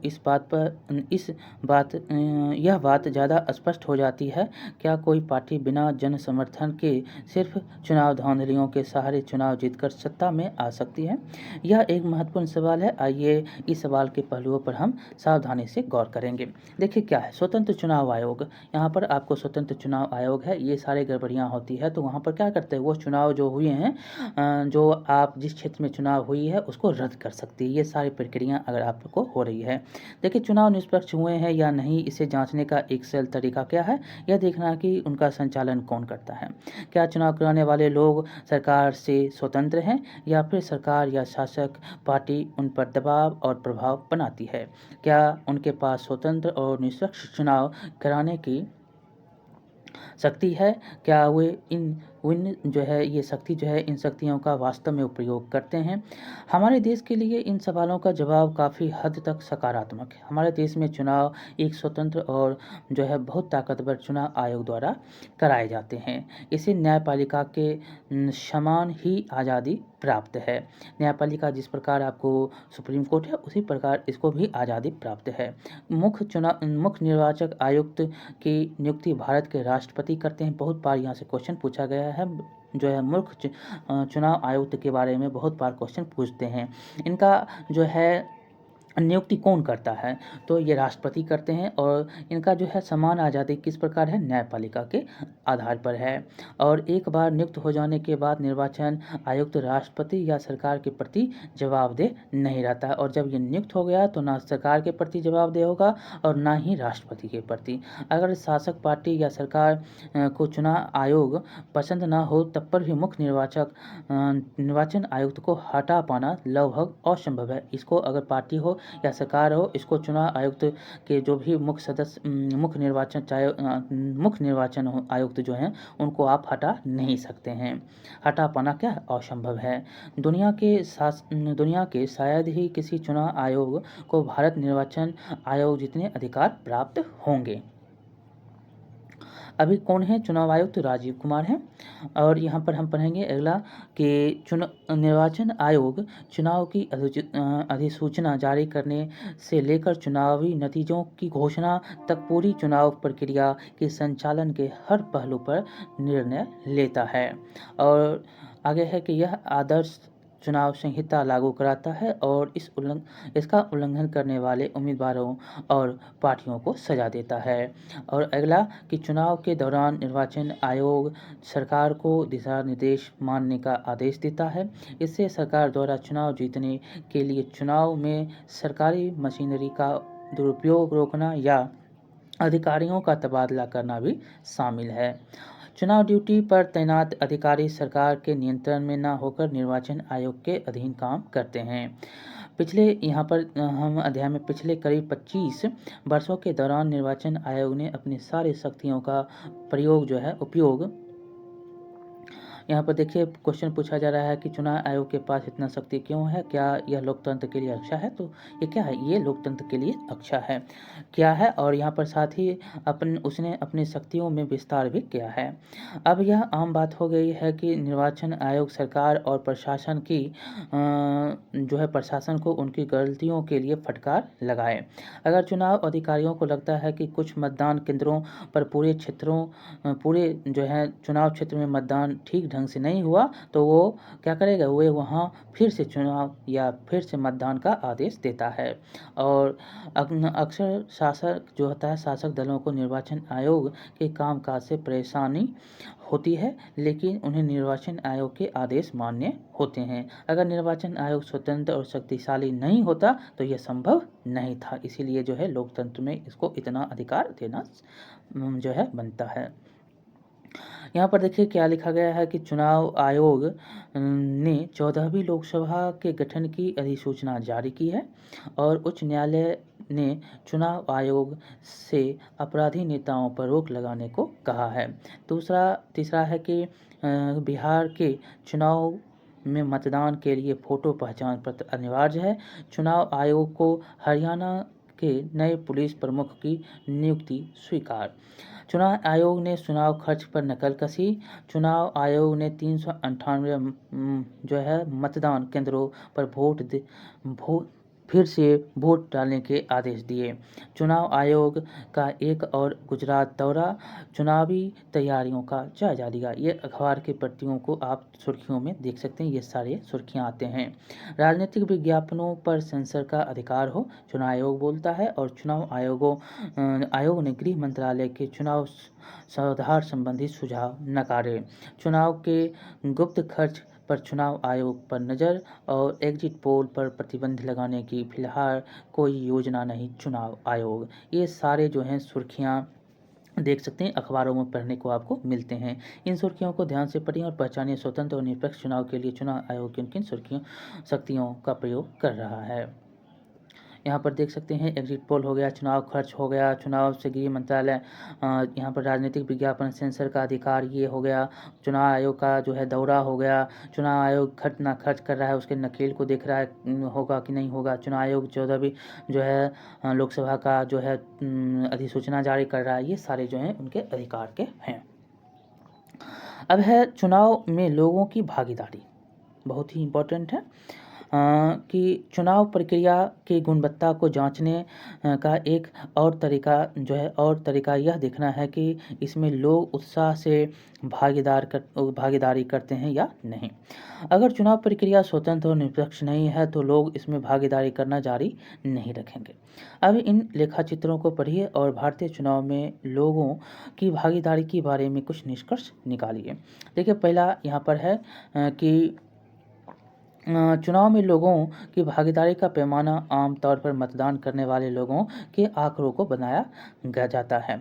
मतदान की योग्यता रखने जो मतदान करने वाले कितने प्रतिशत लोगों ने असल में मतदान किया, यह हिसाब लगाना मुश्किल नहीं है। पिछले 50 वर्षों में यूरोप और उत्तरी अमेरिका के लोकतांत्रिक देशों में मतदान का प्रतिशत गिरा है। भारत में यह या तो स्थिर है या ऊपर गया है। ये देख सकते हैं ब्रिटेन और भारत के बारे में। ब्रिटेन में देख सकते हैं ये प्रतिशत गिरा है और भारत में क्या है, थोड़ा जो है ऊपर गया है। ये मतदान जो है भारत और ब्रिटेन के प्रतिशत को दर्शा रहा है।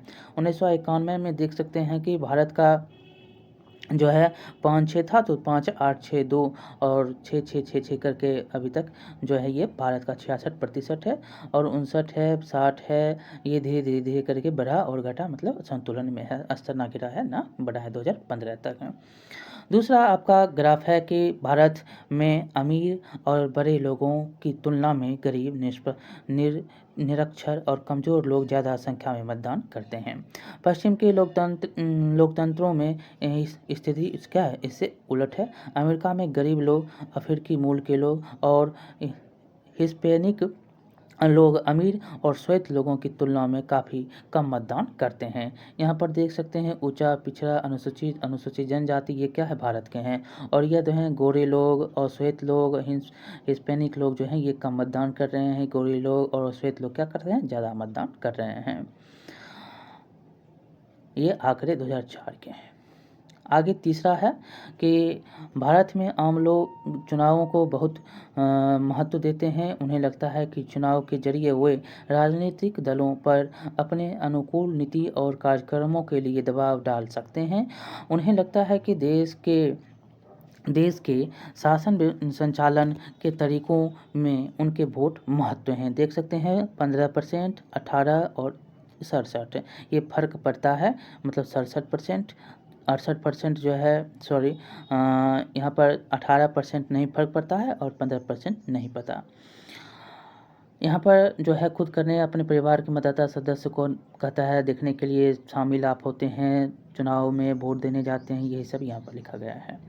चौथा आपको है कि साल दर साल चुनाव से संबंधित गतिविधियां लोगों की सक्रियता बढ़ती जा रही है। 2004 के चुनाव में 1/3 से ज़्यादा मतदाताओं ने चुनाव अभियान वाली गतिविधियों में किसी न किसी तरह की भागीदारी की। आधे से ज़्यादा लोगों ने खुद को किसी न किसी दल के नज़दीक बताया और प्रत्येक 7 मतदाताओं में से एक व्यक्ति किसी न किसी राजनीतिक दल का सदस्य है। यहाँ पर देख सकते हैं कि दिखाया गया है कि चुनाव प्रक्रिया में 2004 तक 32 तक ये जो है चला गया, 32% तक। राष्ट्रीय चुनाव जो है, राष्ट्रीय चुनाव दिन 2004 का ये ग्राफ है। अब आगे हम पढ़ेंगे चुनाव नतीजों को स्वीकार करना। चुनाव के स्वतंत्र और निष्पक्ष होने का आखिर पैमाना उसके नतीजे ही हैं।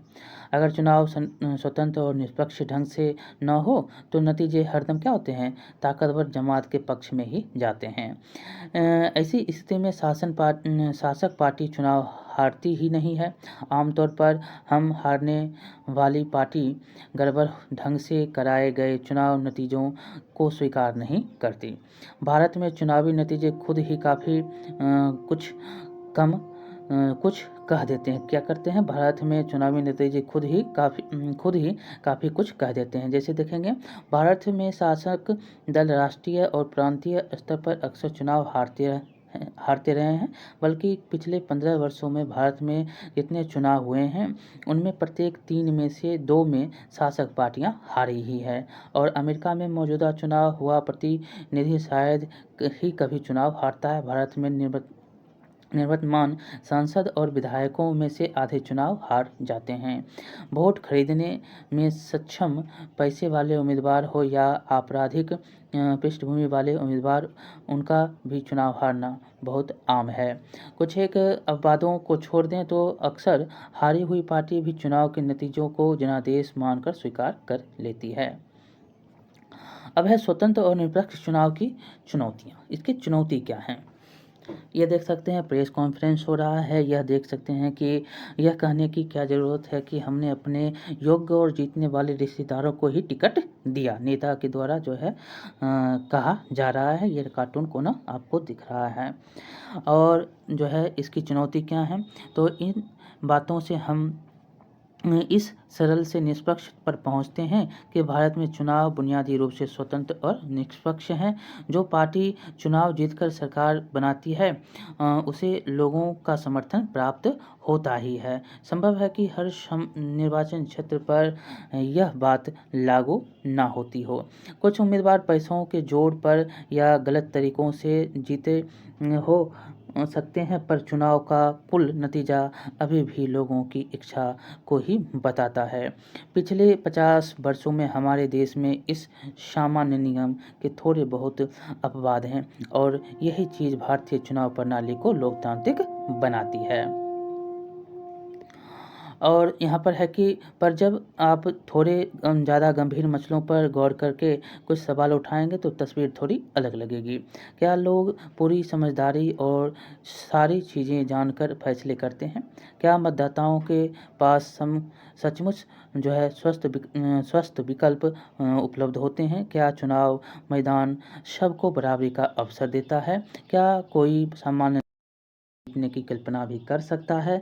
इस मसलों के सवाल भारतीय चुनाव व्यवस्था की सीमाओं और चुनौतियों की ओर हमारा ध्यान दिलाते हैं। ये कुछ ऐसे ही मुद्दे हैं।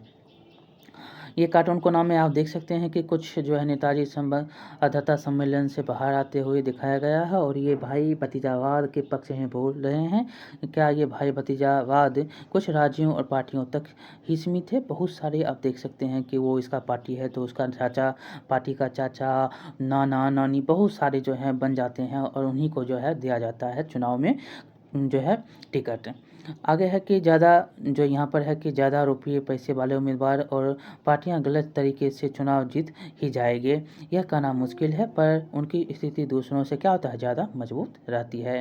ये देख सकते हैं आपको रुपया दिखाया गया है। चुनावी अभियान में दिखाया गया है कि लातिनी अमेरिका के संदर्भ में बना है। क्या यह भारत के अन्य लोकतांत्रिक देशों में भी लागू होता है कि रुपये से आप क्या करते हैं, चुनाव यहाँ पर रुपया ज़्यादा है तो आप आगे हैं।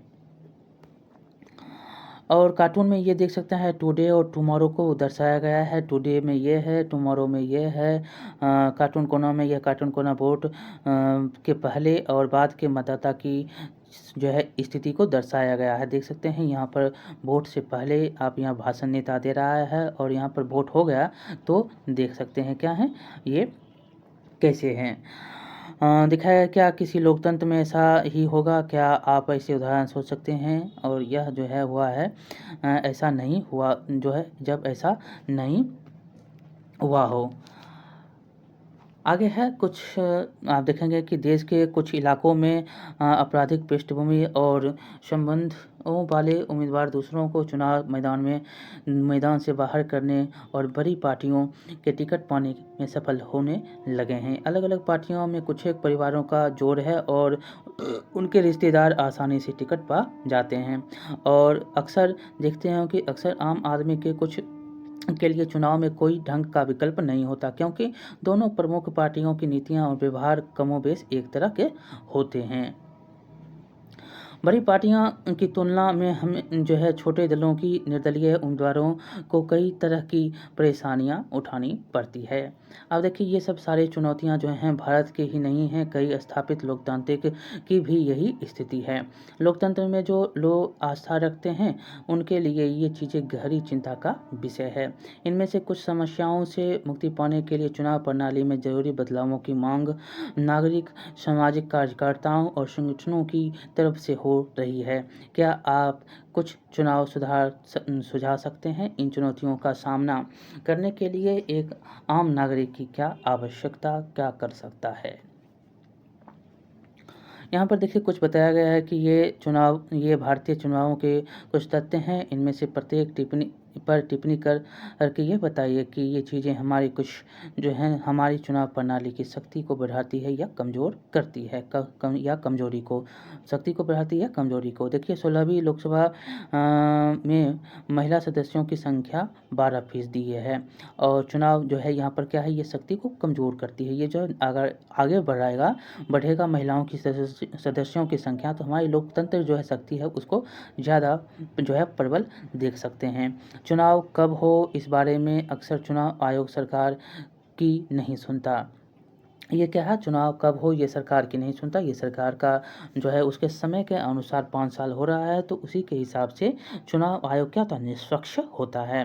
16वीं लोकसभा चुनाव में 440 से अधिक सदस्यों की संपत्ति 1 करोड़ से भी अधिक है। तो यहाँ पर देख सकते हैं कि ज़्यादा जिनके पास अमीर हैं, जो आपराधिक पृष्ठभूमि से आ रहे हैं, जो कारखाने उद्योगपति ये सारे हैं, वही जो है क्या बन रहे हैं, रुपये के दम पर जो है अपनी धाक किसी पार्टी के सदस्यों को टिकट खरीद कर इत्यादि ढंग से जो है कर रहे हैं। तो ये संपत्ति इसी के आधार पर बन रहा है। चुनाव हारने के बाद एक मुख्यमंत्री ने कहा मुझे जनादेश मंजूर है। क्योंकि देख रहा है कि हमें जो है लोगों ने नहीं चुना, उनका जो है मत जो है उनको नहीं मिला है और इसके कारण वो ये बोलते हैं। अब देखिए चुनावी धांधली शब्दावली है और निर्वाचन क्षेत्र और आचार संहिता, इसको हम पढ़ेंगे। आपका चैप्टर यहीं पर समाप्त होता है। चुनाव शब्दावली में देखिए तो चुनाव में अपने वोट बढ़ाने के लिए उम्मीदवारों और पार्टियों द्वारा की जाने वाली गड़बड़ या फरेब, इनमें जो है इसमें कुछ ही लोगों द्वारा काफ़ी सारे लोगों के वोट डाल देना, एक ही व्यक्ति द्वारा अलग अलग लोगों के नाम पर वोट डालना और मतदान अधिकारियों को डरा धमका कर या रिश्वत देकर अपने उम्मीदवार के पक्ष में काम करवाना जैसी बातें शामिल है। निर्वाचन क्षेत्र एक खास भौगोलिक क्षेत्र के मतदाता जो एक प्रतिनिधि का चुनाव करते हैं। आचार संहिता चुनाव के समय पार्टियों और उम्मीदवारों द्वारा माने जाने वाले कायदे कानून और दिशा निर्देश, ये सारे जो हैं आचार संहिता हैं। इस प्रकार आपका चैप्टर जो है यहीं पर समाप्त होता है। बार बार यहाँ से आपसे क्वेश्चन पूछे जाते हैं। आप जो है ध्यान से इसको पढ़ेंगे तो आपको बहुत सारे क्वेश्चन आपको यहाँ से मिल जाते हैं। तो ये कुछ और बातें यहाँ पर दिया गया है कि राष्ट्रीय मतदाता दिवस प्रतिज्ञा। देखिए हम भारत के नागरिक लोकतंत्र में अपनी पूर्ण आस्था रखते हुए यह शपथ लेते हैं कि हम अपने देश के लोकतांत्रिक परंपराओं की मर्यादा को बनाए रखने तथा स्वतंत्र निष्पक्ष एवं शांतिपूर्ण निर्वाचन की गरिमा के अक्षुण्ण रखते हुए निर्भीक होकर धर्म, वर्ग, जाति, समुदाय, भाषा अथवा अन्य किसी भी प्रलोभन से प्रभावित हुए बिना सभी निर्वाचनों में अपने मताधिकार का प्रयोग करेंगे। और यहाँ पर क्वेश्चन देखिए बार बार यहाँ से पूछा जाएगा आपको कि मतदाता दिवस कब मनाया जाता है? तो 25 जनवरी को राष्ट्रीय मतदाता दिवस मनाया जाता है। यहाँ पर आपसे बहुत बार क्वेश्चन ये पूछा जाता है, राष्ट्रीय मतदाता दिवस कब मनाया जाता है। यहाँ पर देखिए दिया गया है कि आपके विद्यालय में निर्वाचन साक्षरता club, electoral literacy club ELC काम कर रहा है। भारत निर्वाचन आयोग सुव्यवस्थित मतदाता शिक्षा एवं निर्वाचक सहभागिता कार्यक्रम के बारे में जानकारी यहाँ पर इस वेबसाइट पर, जिसको SVEEP भी कहते हैं, मतलब systematic voters education and electoral participation जो है इसका नाम है CVEEP का। ये 2016 में गणतंत्र दिवस के अवसर पर राजपथ पर गुजरी जो है, अब इसका नाम कर्तव्य पथ रखा दिया गया है। राजपथ का नाम क्या है? अब कर्तव्य पथ है। तो इस प्रकार से आपका यह चैप्टर जो है समाप्त होता है। आपको कैसा लगा बताएंगे, लाइक करेंगे, शेयर करेंगे और सब्सक्राइब करना नहीं भूलेंगे। मिलते हैं अगले वीडियो में। बहुत बहुत धन्यवाद।